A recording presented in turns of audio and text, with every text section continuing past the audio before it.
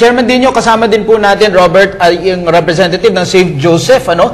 Mukhang isang volunteer organization din ito na nakatrabaho ni Secretary Robredo. Tanungin natin sila kung ano ang relasyon po, ano po ang naging involvement ni Secretary Robredo sa inyong grupo, sir? Well, my name is Arnel Caranto, not Carante. Oh. Well, his involvement to us, he created itong isang program na tinatawag na UBAS. Ito yung ugnayan ng simbahan at ng mga barangay. Basically, ang vision na nakita namin doon is the integral development of the citizen, of every human. Integral in such a way na in-involve niya ang church. Kasi for a human to be complete and integrated, he has to address the spirituality, the moral issue, of course, the economic. Since ang ginamit niyang platform is the environment, we know naman the environment is encompassing. Na-break niya rin yung separation of church and state because of this platform. And at the same time, what we're happy about it is yung kanyang passion for people and community empowerment.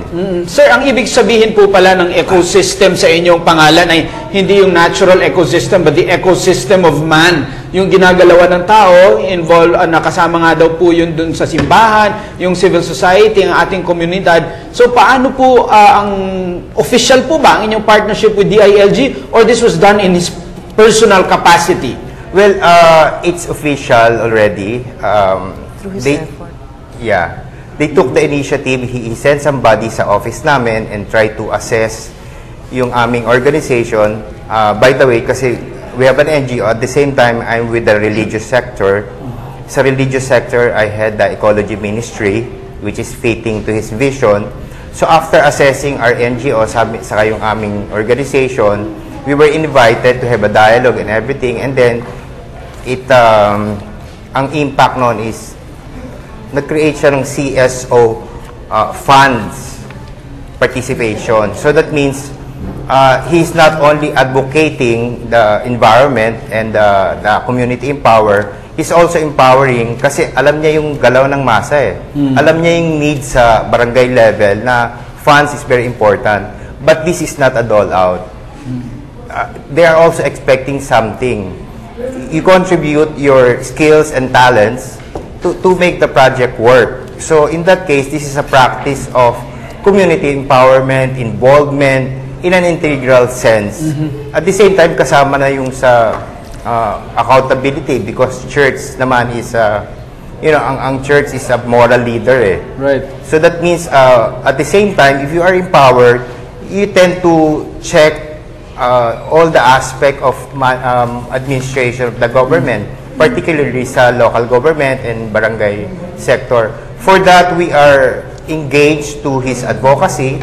Itong UBAS, I brought the flyer na binigay niya. This is a complete program na we really believe in that it can work to the grassroots level, to the barangay level, because this is empowerment.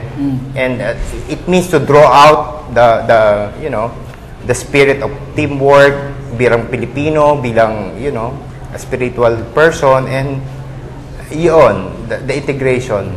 We love the program. And I hope ituloy ito kung sino man yung mapapalit sa kanya. I think ang impact nito sa komunidad malakas. Itong UBAS. So we hope continue itong legacy ni Secretary Robredo, and we believe it will make a difference, especially on the barangay level. Sir, how was it like working with Secretary Jesse in pushing for the initiatives of this ecosystem?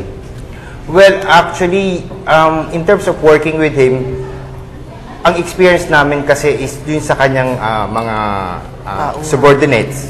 So more or less, with this work and ideas and everything, more or less, you can read between the lines na hindi kami ang responsible, tayo ang responsible. Ang ating environment is hindi ari ng gobyerno at hindi ang gobyerno maapektuhan pagka something happen to our environment sa socio-economic, but at the same time sa biodiversity natin with all the climate challenges that we are facing now with global warming, with climate change, you know, we have to empower our people and to create a plan for mitigation and adaptation, which ang tingin ko, gusto nyo makitang manggaling sa baba. Since tayo naka-emerge sa ating community, so I think the plan for adaptation should come from us. So, but it takes a lot of empowerment, you know. So nakikita talaga natin, sir, he really liked to get his hands dirty. He wanted to be there. Yung sinasabi nga yung you walk your talk. Diba? Pero merong binabanggit na merong civil society fund. So, yes. Paano yung, sino ang nabibigyan nun at anong mga klase, mga grupo ang binibigyan ng pondo ng civil society fund? Well, we received this last July, ano. I think this is one of its milestone, ano. They will send somebody to assess the barangay. This is very thorough. Sabihin, they will see if you are legitimate, they will see your programs, they will see if you're really immersed into the community, and then they will give you accreditation. I think, hindi ko alam kung you have to apply, but in our case, they went to us. Since I'm also with the City Peace and Order Council, I'm representing the religious sector, siguro that can be one of the leverage, that can be one of the indicators kaya kami pinuntahan. Pero they identified several already. Okay. Thank you, sir. Balik tayo sa NAPOLCOM, Angel. Ayan, opo, Chairman, katanungan naman po, kasi alam naman po natin na si Secretary Robredo ay maraming nababanggit ho sa kanyang mga testimonial na siya ay soft-spoken, very down-to-earth, meron siyang parang tinatawag nilang quiet confidence. Paano naman po sa mga ibang tiwaling mga kapulisan ho natin, paano niya ito ho nagamit para ma-handle ho ito? Pwede ho pala yun? He's so consistent with what he wants insofar as disciplining policemen. So of course he uses the machineries. And what are these? So we have the internal, the external machinery. On one part, you have the People's Law Enforcement Boards, which every city and municipality has. And on the other hand, you have the internal machinery that comes from utilizing the supervisors at the various levels up to the chief PNP level. And they are the ones that are being tapped to really push on disciplining the misbehaved policemen. Now, well, on the part of NAPOLCOM, we are supposed to be the so-called Supreme Court of the police because we have the appellate jurisdiction, and when either parties are not contented, then they come to us and bring these cases. So, as NAPOLCOM, if you see your boss, the commissioners and the chairman, he's our concurrent chairman. He is the secretary of the DILG, at the same time concurrent chairman of the National Police Commission. So when you see boss like this, they mean business. You have to toe the line. Hindi pwedeng hindi ka ganon din kahigpit at kasigasig sa pagdidisiplina.